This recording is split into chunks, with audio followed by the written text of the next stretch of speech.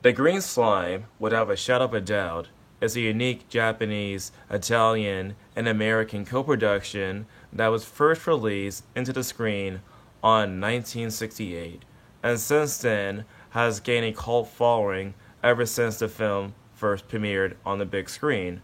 So the question then becomes, what exactly is the history behind this particular production? To give you guys a full context on how exactly something like the green slime was actually made, we need to look at the industry for Japanese cinemas during the 1960s, because studios like Toho Studios, like Dai Studios, or for this particular case, Toei Studios, had more and more Western actors that appear in their films for international box office success for overseas markets. For example, we have cases like King Kong versus Godzilla, or Frankenstein Conquers the World, or Latitude Zero, or Terror Beneath the Sea, to name a few movies, in which they start like a lot of different Western actors. Many of them are pretty much unknown, and for some cases, like the Invasion of the Astro Monsters, or for War of the Gigantuas, there were some Western actors that were very much well known in the United States and other overseas markets. Earlier in the video, I just mentioned that there was actually an Italian aspect of this particular production, so the question then becomes, how exactly does Italy get involved in a production like The Green Slime? The first thing that we have to know about this particular topic is that during that time period, there was actually a filmmaker who was actually known by Antonio Maccariti. He was born on September the 19th, 1930 in Italy, and passed away as recent as November the 4th, 2022. During the 1960s, he was actually contracted by MGM Studios to produce a series of 4 different movies about a spaceship named Gamma 1. Some of these movies in the series of Gamma 1 movies included Wild Wild Planet, as well as War Between the Planets, and War of the Planets and Snow Devils. Is the world of the future.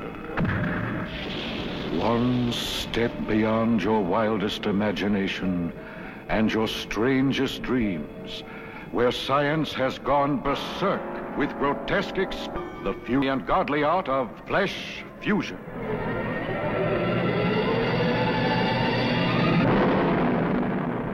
She's being prepared. Soon she will be ready for the great moment, when she and I will become one person, when my flesh will absorb hers.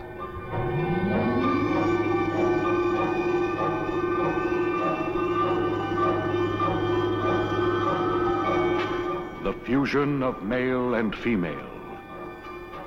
Living humans drained of imperfections and grafted together to form a new and terrifying race. The incredible Bi-Sapien race of the wild, wild planet.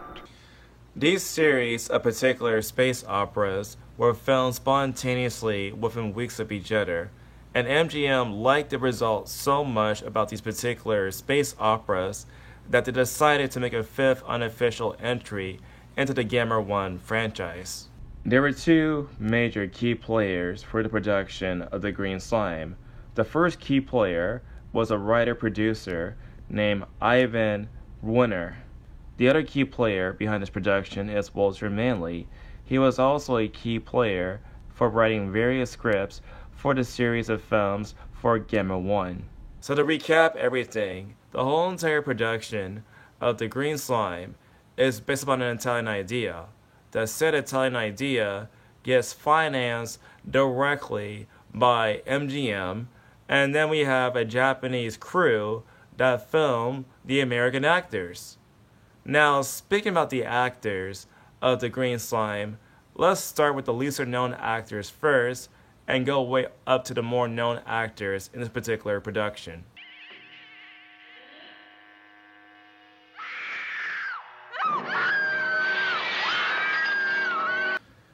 The actress that was screaming a second ago was actually a person named Katie Horan. Now, there is very little information that is actually known about her. However, it seems as though this particular actress had appeared in many tokusatsu and sci-fi productions during the golden age of Japanese cinema. In the very same year that The Green Slime was released, she also appeared in the 1968 film that is known as Genocide. Are you out of your mind, Annabelle? Who did this? Do you know who tattooed these numbers on me? Do you know what these numbers mean? They were put on me to mark my turn.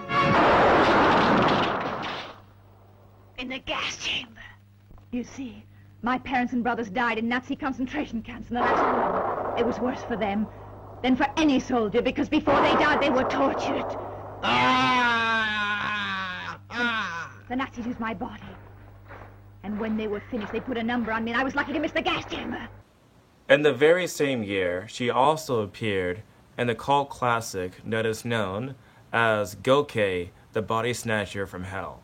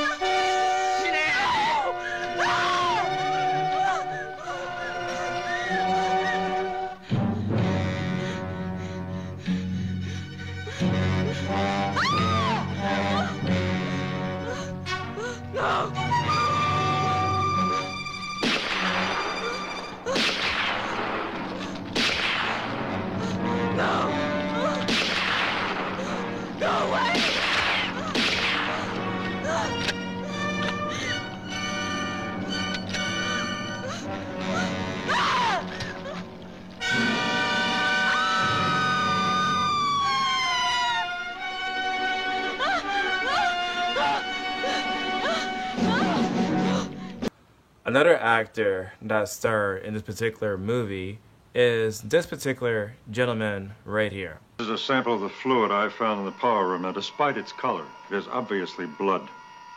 I want you to see this for yourselves. These cells duplicate faster than anything known to man. Their growth rate is incredible. In fact, it's frightening. This actor is known as Ted Gunter, and according to IMDb, he appeared in at least 17 different movies. However, for the sake of this video, I'm going to list at least some of the movies that he actually partaken in Japan during 1968. Besides appearing in The Green Slime, he appeared in one of the Crazy Cat movies that were produced in the 1960s that is known as Mexican Free-for-All. Thank you, Ken. Now I'm going to put a finish to all of you. You too, Ken. Get over there with the others. What are you doing? Are you kidding? Your work is finished. I don't need you anymore. Get over there. Besides appearing in the Crazy Cat movie, one other movie that he also appeared in during 1968 was a film that is known as Goodbye Moscow. However, the next actor that I'm going to talk about, I'm pretty sure that most tokusatsu fans probably know this particular one. Command room. Yes. Right. It's Dr. Halverson. He's got something to show you in the lab. He says it's very important. Robert Dunham, without a shadow of a doubt, had appeared in many of these Japanese movies throughout the 60s and 70s.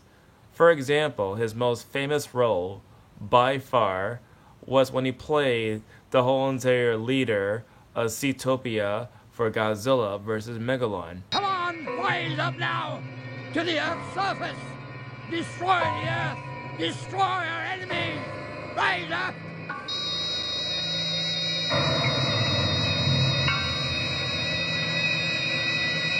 Go on, Megalon. He was also the main character of Dagara. He was also appeared in Mostra as well. What I find so particularly interesting about this actor is that he actually had history with the director of the Green Slime prior to making the Green Slime. Now, I'm going to talk about the director much later on, but essentially the movie that he made with this particular director is something that is known as High Moon for Gangsters.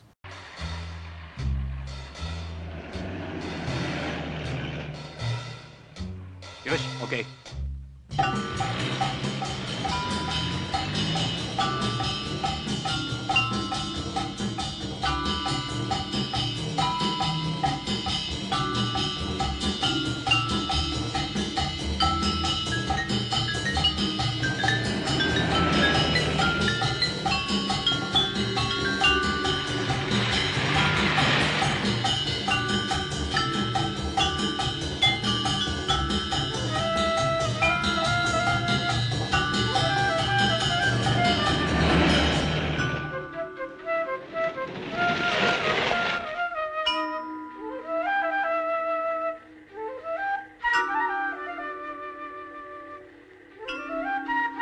Now, there's actually an interview that was done by Vantage Point Interviews that has one of the stars that is known as Jack Morris about his particular experiences making the Green Slime. Now, obviously, I'm not going to read every single last details, but the highlights that caught the most attention to me. How did you get cast in the Green Slime? My cousin Bobby had gone to Japan before me because I fell in line in Canada and couldn't go. I finally went to Japan once my relationship ended in Canada. The day I arrived, August 5th, 1967, my cousin met me at the airport. Bobby explained that he had a casting call to go to tomorrow. He worked for a modeling agency as a model. So the day after I arrived, I went to the casting call together at the Imperial Hotel in Tokyo. It was an old hotel with a huge auditorium, and we were all waiting in the hallway to get cast for a job. They called in Bobby for his interview. Once he came out, he looked excited and said to me, "They're going to call me," with much confidence that he was going to get the job himself. They have given him a blue card. They then called my name for the next calling cast. Bob had signed us into the building once we arrived, and I guess he added my name as well, which was there where they got it from, but I'm not sure. I opened the door to the auditorium, and it was a huge room. There was a large table with 15 or 20 people behind it. One gentleman asked my name, age, and experience. He said, "Look at the big clock on the wall over there. Remember that clock is a bell. Remember that clock is a fucking bell." I was told, "Pretend you're walking down the hallway. I will then yell bell at the time you're supposed to turn around and face the bell, and pretend you're fighting a monster." I asked, "What kind of monster?" He said, "It's your monster, sweetheart." So I started walking down the imaginary hallway, and then he yelled bell, and so I spin around to look at the bell, which is now behind me, and started swinging my arms like I'm fighting the monster. Then I shot my feet down waist high and landed flat on my back, making a huge noise in the auditorium. It was very loud. He then yelled cut. He liked my reaction when he yelled bell, he told me. He then came from the desk and handed me a blue card, which was a different shade of blue from Bob's blue card. He said, "We will call you." I then left and told Bob that they're going to call me. After talking to Bob about it, it turns out that they didn't have him looking at the clock or bell or fighting the imaginary monsters. Weird, but I can't remember what they do with him. A couple days later, both Bob and I got calls. We were both told to meet the casting team at the studios 2 days later. Once there, we were sent to wardrobe to get fitted and given a schedule as to where to be and where we could begin shooting. At that point, neither of us were given any insights of what roles we're going to be playing. The movie is most remembered for the alien creatures. What can you tell us about being on set with the actors in the alien costumes? One thing I will never forget is that the director, Kenji Fukusaku, had a bunch of people jumping around getting ready to film a scene, and I noticed that inside one of the monster costumes was the director himself. He did not play the scene in the costume, but it was all in good fun. He wanted to try out the costumes. Do you remember director Kenji Fukusaku? How did he direct you and the other actors? On the first day of shooting, I remember that whoever the cameras pointed out my way, I tried to get out the way. Kenji specifically told me not to get out the way. He was specifically wanting to shoot me in the scenes. I didn't want them to see me because I was self-conscious, as I was not actually being an actor. Horton and Jackal helped me overcome this by saying if he didn't want you in the scene, he would not be pointing the camera at you. When it comes down to the main actors, Luciana Paluski needs no introduction. However, this is what she had to say when it came down to filming The Green Slime in Japan back in the 1960s. How did you hear about being cast for Green Slime? How did that come about?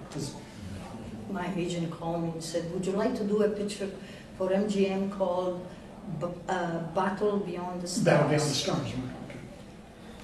And I said, yeah, let me see the script. And he said, and it's set in Japan.